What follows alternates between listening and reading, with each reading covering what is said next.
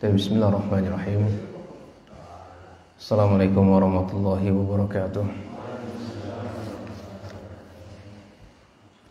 Alhamdulillahi nahmaduhu wa nasta'inuhu wa nastaghfiruh wa natubu ilayh wa na'udzu billahi min shururi anfusina wa min sayyiati a'malina.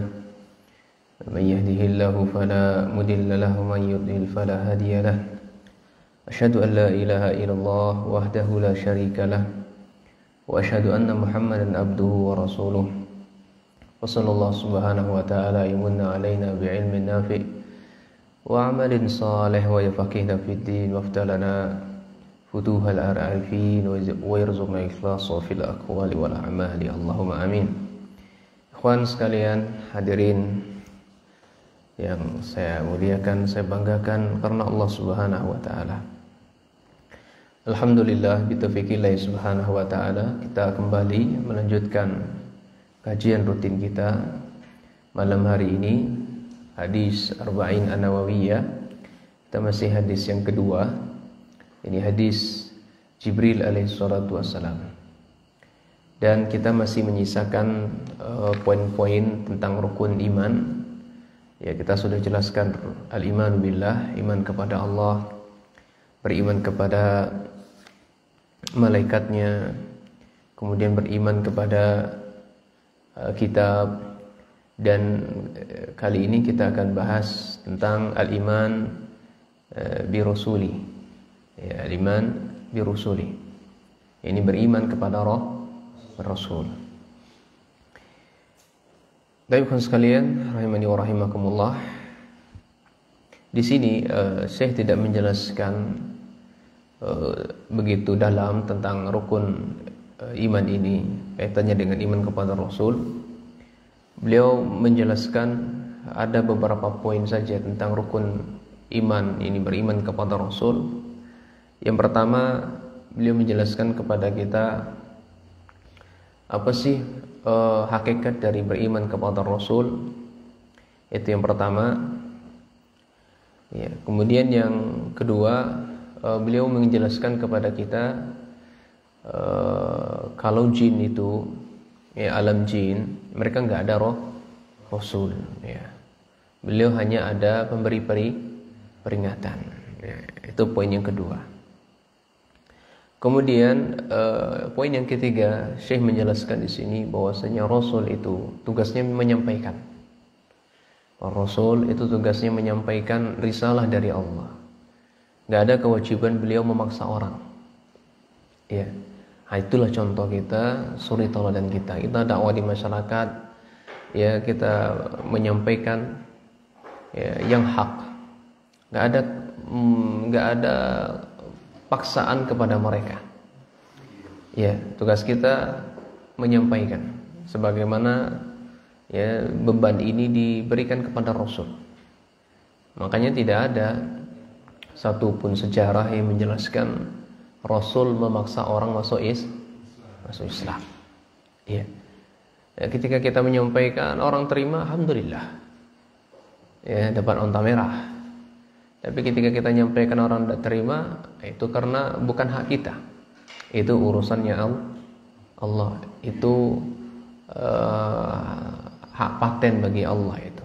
Kalau makhluk enggak memiliki hak tentang itu. Ya. Kemudian poin yang keempat yang beliau jelaskan di sini, jumlahnya Rasul. Ya, jumlahnya Rasul itu banyak sekali. Ya, jumlah para nabi itu banyak. Ya. Ada berapa poin tadi? Ada 4, ya. Pertama hakikatnya, yang kedua jin, enggak ada Rasul. Kemudian ketiga, Rasul tugasnya menyampaikan. Kemudian yang keempat, jumlahnya Rasul. Dapat poinnya? Sudah dapat? Nah, kita bahas yang pertama. Apa sih hakikat beriman kepada Rasul? Qala mu'allif rahimahullahu ta'ala, al-iman bir Rasul, beriman kepada Rasul, maksudnya adalah tasdiqu wal iqraru bi anna Allah istafa minal bashar rusulan. Ya, jadi maksud kita beriman kepada Rasul itu kita harus membenarkan risalah yang beliau bawa, membenarkan tanda-tanda kenabian beliau yang Allah berikan kepadanya. Wa iqraru, kita ucapkan, kita ikrarkan, kita siarkan, ya, bahwasanya Allah Subhanahu wa taala memilih dari kalangan manusia seorang rasul, memilih dari kalangan manusia seorang nabi. Sehingga Allah pilih rasul, Allah pilih para nabi yang mereka itu yahdunan nasa ilal haq. Ini tugas mereka, ikhwan, menyampaikan yang hak. Ya, memberikan petunjuk kepada manusia, oh ini loh yang hak, ini loh yang benar, inilah yang sahih. Ya. Makanya di antara dakwahnya para rasul itu ada namanya sifatnya motivasi dan sifatnya ada peringatan, tahzir, peringatan. Motivasi dulu, kasih motivasi, baru peringatan atau ancaman-ancaman. Itu di antara bentuk dakwahnya para rasul. Ya. Saya ulangi, hakikat beriman kepada Rasul, dia membenarkan risalahnya, kenubuwahannya, diikrarkan bahwasanya Allah memilih dari kalangan manusia ada seorang Rasul, ada Nabi. Ya. Yang tujuan Allah memilih mereka ini agar menjelaskan kepada manusia, oh ini yang hak nih, oh ini yang benar. Wa yukhrijunahum minadh-dhulumati ilan nur. Ini dia. Mengeluarkan manusia dari kegelapan menuju cahaya. Kegelapan maksud di sini adalah syirik, menuju cahaya itu tauhid. Ya, menuju tauhid. Makanya ikhwan sekalian, tidaklah Allah Subhanahu wa taala utus pada sebuah kaum pasti tujuannya untuk menegakkan tauhid, tinggalkan syirik. Lihatlah rasul-rasul yang ada. Ya, zaman Nabi Adam 10 keturunan itu syirik enggak ada, ikhwan. Ketika muncul syirik, diutuslah rasul. Rasul siapa? Nabi Nuh alaihissalatu wassalam. Sampailah ke generasi kita. Enggak ada lagi rasul sampai saat ini yang ada. Siapa yang memerangi syirik ini sekarang? Pewarisnya para nabi. Sampaikan yang hak. Ya, sampaikan yang benar. Jangan malu mengatakan oh ini syirik, ini sunnah, ini bid'ah, ini halal, ini haram. Ya. Kalau Allah Subhanahu wa taala, nah ini poin yang pertama, ini pengertiannya. Kemudian Syekh membawakan mana dalilnya? Dalilnya adalah Allah Subhanahu wa taala, Allahu yastafi minal malaikah rusulan wa minan nas. Allah Subhanahu wa taala memilih dari kalangan malaikat itu ada utusan. Ya. Ada seorang rasul juga di kalangan malaikat itu, ada utusan-utusan tertentu. Ya. Demikian pula ada juga di kalangan manusia seorang rasul. Ya. Terbentuk di situ adalah nabi kita Muhammad, nabi dan para nabi yang lainnya. Baik, ini poin pertama kita sudah selesai menjelaskan di sini. Kemudian poin yang kedua, bahwasanya jin laisa fihim rusulun. Jin itu enggak ada rasul di tengah-tengah mereka. Bal fihim nuzurun, yang ada adalah pemberi peringatan. Baik. Mana buktinya? Mana ada dalilnya? Allah Subhanahu wa taala berfirman dalam Quran surah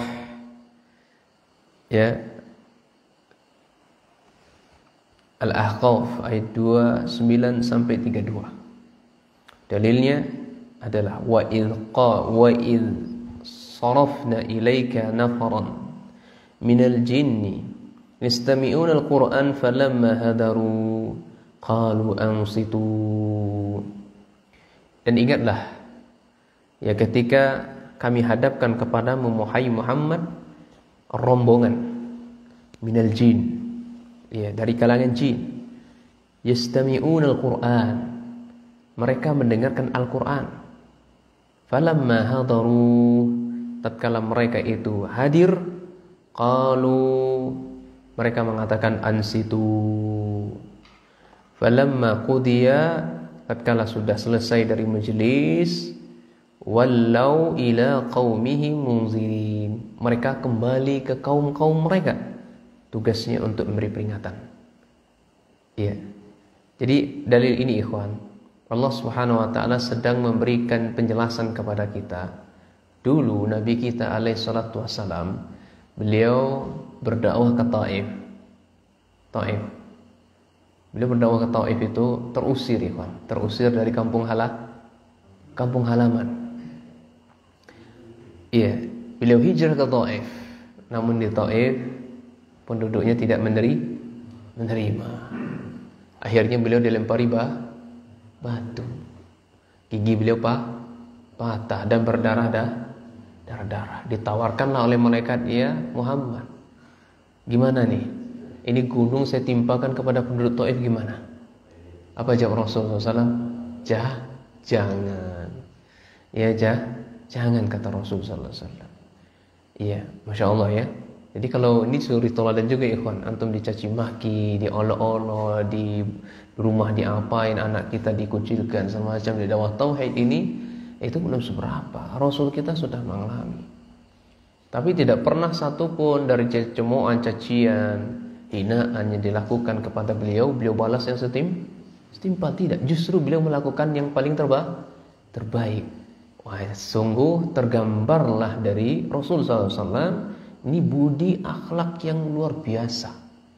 Ini orangnya bajanya berbadan bajanya kuat sekali ini orang nih. Ya, disakiti, dilempari batu, dilempari kotoran binatang. Kok makin lembut terus sama orang yang berbuat jahat kepadanya gitu kan? Ya, Masya Allah, luar biasa. Suri toladan kita semuanya, kawan. Ya. Nah, ketika itu, beliau diusir dari kampung halamannya, beliau sedih. Ya, diusir. Nah, ingat ya, ini tidaklah orang-orang yang mengusir pengajian-pengajian tauhid ini. Contohnya salafnya sudah ada dulu. Orang-orang kafir Quraisy. Tidaklah orang-orang yang mengusir pengajian-pengajian tauhid, mengusir dakwah-dakwah tauhid, dakwah sunnah, menyampaikan dakwahnya Rasul sallallahu alaihi wasallam. Ini mereka orang-orang musyrikin, orang-orang munafikin yang adu domba segala macamnya, menghasung, memfitnah segala macamnya. Ya. Namun ikhwan sekalian, beliau diusir dari kampung halamannya, sedih. Kemudian juga istri beliau meninggal. Kemudian paman beliau pun juga meninggal. Anak beliau pun juga meninggal. Nah, dalam ayat ini salah satu bentuk Allah menghibur Rasul. Salah satu bentuk Allah menghibur Rasul. Iya. Apa bentuknya? Allah perlihatkan kepada Rasul, jin ikut belajar. Iya, belajar dari Rasul SAW. Rasul baca ayat, para jin rombongannya ikut bermajelis. Rasul lihat, yang lain gak lihat. Iya. Kemudian Rasul tersenyum, gembira waktu itu dalam hadis tersebut. Iya. Dan satu ketika juga di antara bentuk Allah menggembirakan Rasul di tahun-tahun kesedihan itu, Allah isra'kan Rasul ke atas langit. Ya. Nah. Kembali kita ke ayat. Falamma hadaru qalu ansitu dia, falamma qudiya wallau ila qaumihim munzirin. Setelah selesai dari pelajaran, majelis, kemudian para jin tadi mereka kembali ke kaum-kaum mereka memberikan peringatan. Nah, apa yang memberikan peringatan?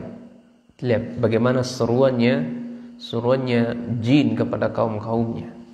Qalu ya qaumana inna sami'na kitaban, wahai kaumku, kata beliau, inna sami'na, sesungguhnya kami mendengar kitaban, Ada satu kitab unzila min ba'di Musa yang Allah turunkan setelah Nabi Musa.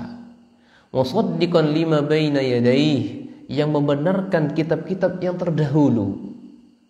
Iya. Yahdi ilal haqqi wa ila tariqim mustaqim. Yang mana kitab yang diturunkan Allah kepada Muhammad Rasul sallallahu alaihi wasallam ini adalah pemberi peringatan, menjelaskan atau memberikan petunjuk yang hak dan jalan keselamatan, jalan yang lurus. Ini seruannya seperti tadi, jin kepada kaumnya. Oi jin, oi kaumku, umatku. Nih, saya barusan dengar nih. Ya, firman Allah dulu juga Allah firmankan pada nabi-nabi sebelumnya. Namun Allah kirimkan yang baru sebagai membenarkan, menyempurnakan kitab-kitab yang dahulu. Inilah jalan yang haknya, ikhwan, kata iblis. Kata jin. Ini loh jalan yang hak. Inilah jalan yang lurus. Kemudian seruan yang kedua jin. Ya qaumana, wahai kaum kami. Ajibu da'i Allah. Ya, sambutlah seruan Allah ini. Wa aminu bihi, berimanlah kalian kepadanya. Yaghfir lakum, niscaya kalian akan diampuni min dzunubikum, dosa-dosa kalian. Ikhwan, secara tidak langsung ikhwan, ketika kita menjalankan apa yang diperintahkan Allah, menjalankan apa yang diperintahkan oleh Rasul, meninggalkan apa yang dilarang Allah, meninggalkan apa Rasul, secara tidak langsung Allah ampuni dosa-dosa kita. Ya, jadi sangat Masya Allah, sangat simpel, sangat mudah, sangat banyak keutamaannya bagi orang-orang yang menyambut seruan Allah, seruan Rasulnya. Jin saja ketika mau melakukan apa yang diperintahkan Allah dan Rasul, diampuni dosa mereka. Maka kita kepada kesimpulan di sini, jin dan manusia syariatnya pun sama. Mereka pun juga sholat, mereka pun juga puasa, mereka pun juga haji, dan di antara mereka pun ada yang kafir, ada yang musyrik, ada yang Islam KTP. Ya sama ikhwan, sama. Karena hakikat Allah menciptakan kita apa? Wa ma khalaqtul jinna. Kan? Aku benar-benar tidaklah menciptakan jin dan kita manusia ini untuk ibadah. Berarti semua ibadah yang Allah perintahkan, yang diperintahkan Rasul berlaku untuk mereka. Cuman alamnya dibedakan oleh Allah Subhanahu wa taala. Nah, ini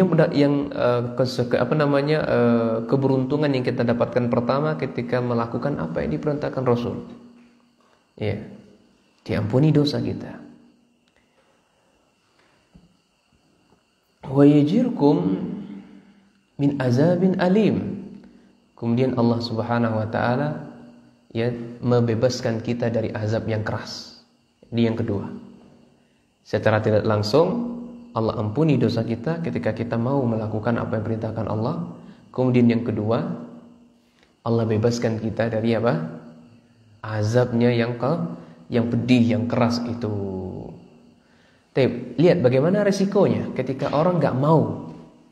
Tadi keberuntungan ketika mengambil seruan Allah dan Rasul tadi. 2 keberuntungan. Sekarang yang kedua, apa sih risiko ketika gak mau mereka mengambil seruan Allah dan seruan Rasul? Termasuk kita di dalamnya. Wa man lam yujib da'i Allah. Ya, ketika seseorang itu enggak mau mengambil seruan Allah, ya. Falaysa bimu'jizi fil ardi. Maka Allah Subhanahu wa taala tidak akan melepaskan azab dalam diri kita di dunia ini. Iya. Walaysa lahu min dunihi, dan dia tidak akan mendapatkan bantuan, pertolongan. Iya.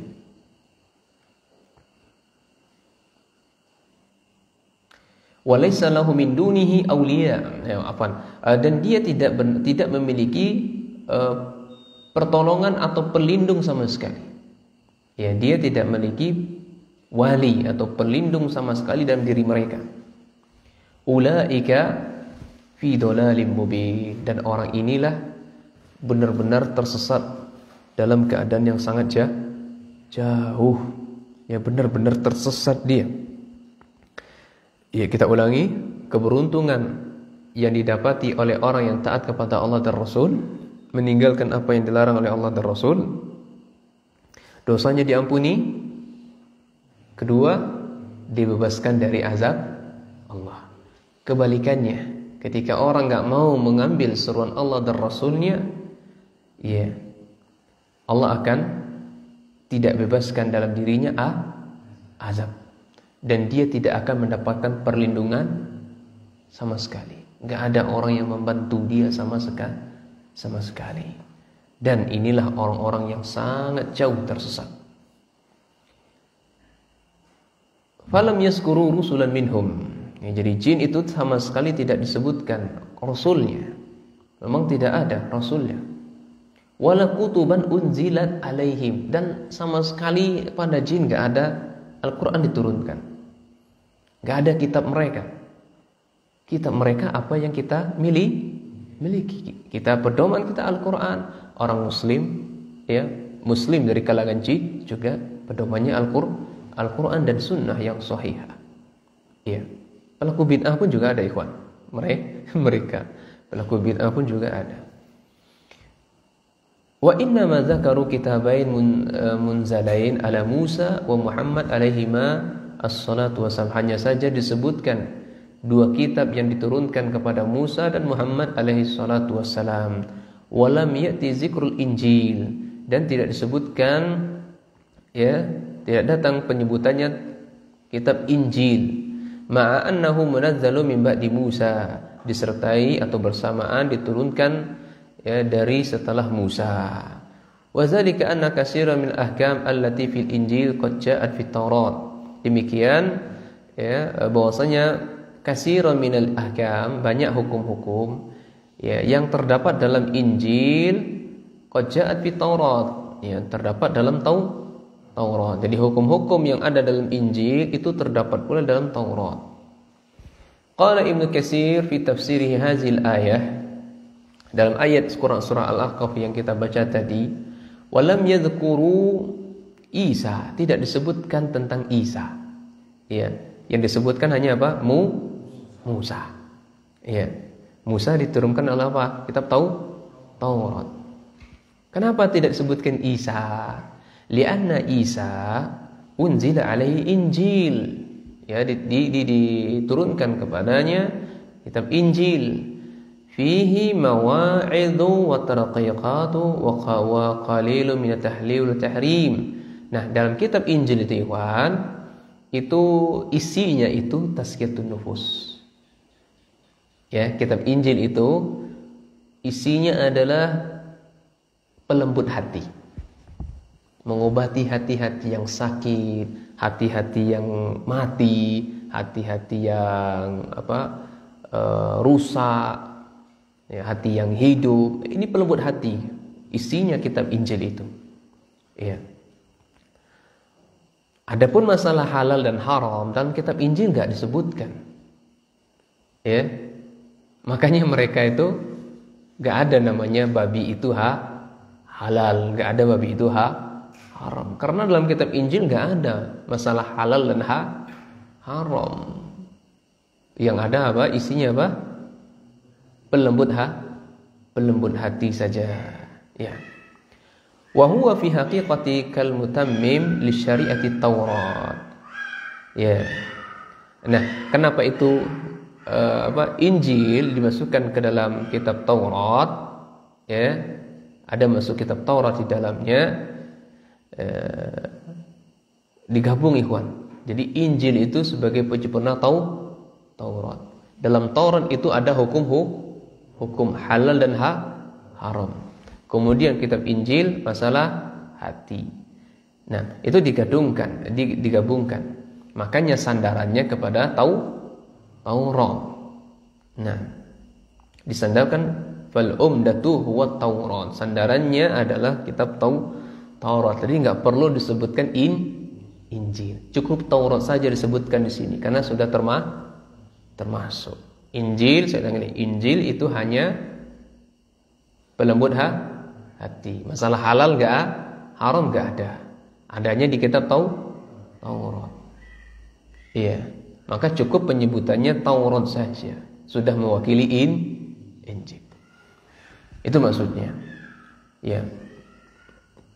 Falihada qalu, makanya dikatakan unzila min ba'di Musa, diturunkan setelah Nabi Musa.